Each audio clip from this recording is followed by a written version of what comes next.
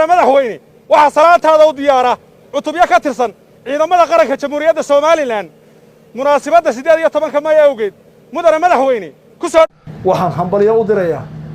dhammaan shacbiga Soomaaliland meel uu joogaba gudaha iyo dibadba waxaan hambalyo u dirayaa dhammaan golayaasha qaranka ee Soomaaliland axsaabta qaranka ciidamada qalabka sida ay kala duwan dhammaantood meel joogaanba waxgaradka culimada baayac mushtarka rag iyo dumarba dadweynaha Soomaaliland iyo madax raqameedkooda dhammaantood waxaan Ilaahay uga baryaa caafimaad qab iyo inaynu sanad guurada teeda kale ku gaadhno bashbash iyo barwaaqo madaxweynaha Soomaaliland waxay xoojinaysaa xiriirka wanaagsan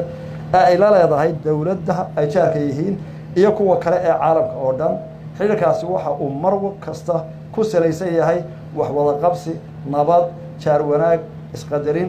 iyo ka faa'iideysiga fursadaha dhaqaale iyo ganacsi ee la wadaagi karo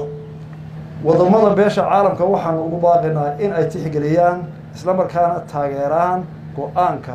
iyo ayaka tagshiga shacbiga Soomaaliland ee qaraarkiisa ay cod afti iyo tala iyo dawlad dhismo ku muujiyeen gargaarka caalamiga ah waxaan soo dhaweynaynaa gargaar kasta iyo deeq kasta oo beesha caalamku ku caawinayso Soomaaliland balse marna aqbali mayno gargaar deeq qaaraan dhaqaale iyo hawl soo marta Muqdisho iyo Soomaaliya